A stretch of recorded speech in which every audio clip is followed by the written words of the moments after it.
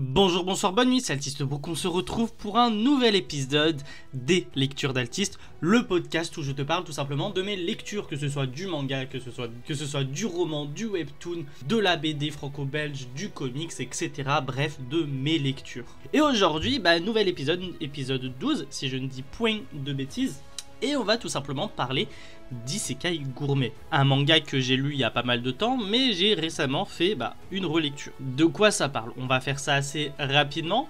En gros, on va suivre l'histoire de 4 aventuriers qui sont tout simplement à la recherche d'un trésor et qui sont accompagnés de quelque chose d'assez étrange. C'est tout simplement une nappe enchantée. Sauf que cette nappe, elle a des pouvoirs particuliers parce qu'elle a le pouvoir de faire apparaître de la bouffe d'un autre monde, de notre monde. Sauf que ils n'ont jamais vu de nourriture de notre monde. Mais ils vont se retrouver avec des glaces à la vanille, des bonbons à fabriquer soi-même, etc.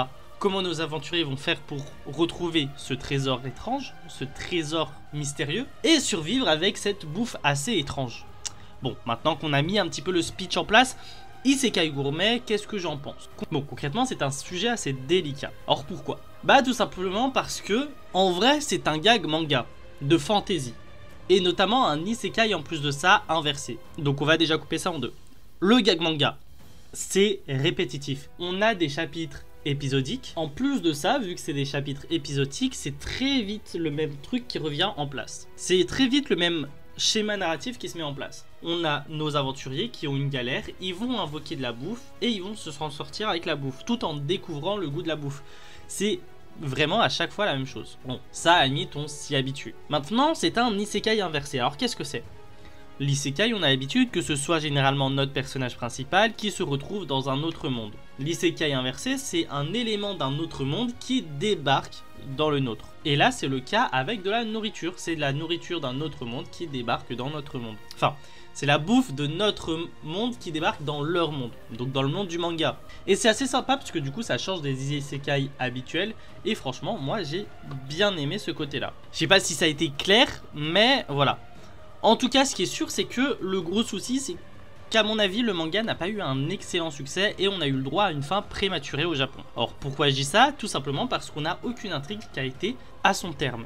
Aucune intrigue ne s'est terminée. Et pour le coup, ça vaut aussi bien pour les intrigues secondaires que l'intrigue principale. Le trésor, on ne sait pas ce que c'est. Alors ils ont essayé d'apporter une espèce de réponse, etc. pour essayer de nous satisfaire, mais concrètement, tu lis la fin du manga, tu te dis c'est quoi ce foutage de gueule. Les intrigues secondaires aussi c'est pareil. Il y a toute une intrigue avec une espèce d'empire qui se met en place, etc. On sait pas ce que ça devient. On a toute une intrigue avec le frère d'un des protagonistes, on sait pas comment ça se termine. Et ça c'est tout le temps comme ça. Et c'est vachement pas perturbant, mais frustrant. Parce qu'on a vraiment commencé un truc qui ne se termine jamais. Or oui, ça fait 3 tomes, donc je comprends aussi.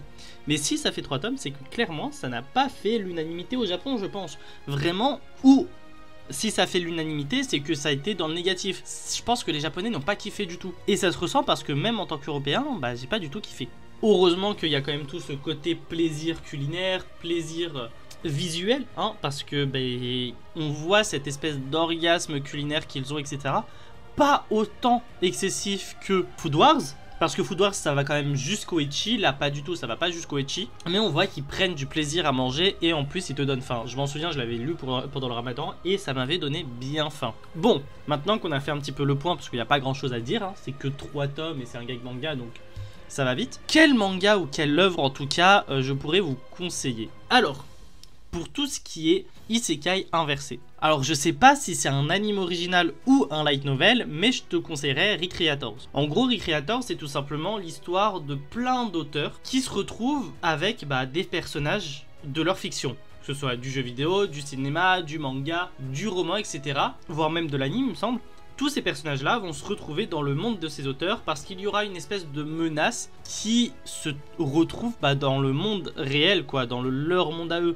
Et vachement, j'ai kiffé, je crois qu'il y avait une saison, ça se fait assez facilement. Pour tout ce qui est côté bouffe, je vais pas être original, Food Wars. Food Wars, parce que c'est assez connu, ça reste quand même un classique du monde culinaire. Mais ça, c'est plus pour le côté orgasme culinaire. Il y a aussi Boichi avec Chef César, qui peut être pas mal. Bon, je suis pas forcément fan, on en reparlera aussi de One Shot. Donc là, c'est pour le côté ecchi food. Donc vraiment, orgasme culinaire, on se fait plaisir, etc. Pour vraiment le côté juste bouffe, je te conseillerais Toriko. Toriko qui est un classique du Jump, qui est un classique des années 2000. Alors, avec des pincettes, si tu veux lire du Toriko, lis du Toriko soit en occasion, tu t'achètes les tomes en occasion, comme ça tu rémunères un particulier, soit lis-le sur des plateformes illégaux, genre Japscan, Animesama, etc. Parce qu'il y a quand même cette problématique avec l'auteur là qui a été problématique à un moment ou à un autre, qui a été même condamné si je dis pas de bêtises. Donc voilà, Toriko oui, mais Toriko pas en neuf. Et sinon il y avait un autre manga, je sais plus comment il s'appelle, je vais aller faire la recherche vite fait. C'était par l'auteur de Awashi, Ferma Kitchen. Voilà, qui est tout simplement un manga sur la cuisine par l'auteur d'Awashi. Je crois que c'était avant qu'il fasse Awashi. Tentez le coup, regardez ce que ça vaut. Je sais pas du tout ce que ça vaut, je l'ai pas lu. Mais un peu plus de diversité, ça ne fait pas de mal. Bref, maintenant que tout ça est dit, que tout ça est fait, je te laisse bien sûr t'abonner à ce podcast-là. Je te laisse également regarder mes différents podcasts, soit directement via YouTube parce que on a accès à toutes les playlists de mes podcasts, à l'intégralité de mes nouveaux podcasts, soit en tapant Altistebrook sur Spotify. Et sinon, j'ai également un Instagram podcast, donc Altist Podcast sur Instagram, que tu peux également rejoindre. Tout est disponible en tout cas dans la bio de cette vidéo là, donc vas-y, franchement fais-toi kiffer et dis-moi ce que t'en penses. Avant de se quitter aussi, n'hésite pas à me proposer un petit manga court, peut-être que j'irai l'acheter, peut-être que non, je ne sais pas encore, mais ça peut se faire selon ce que c'est, selon mes envies. Bref, en tout cas, nous on se retrouve très bientôt. À plus les brokistes.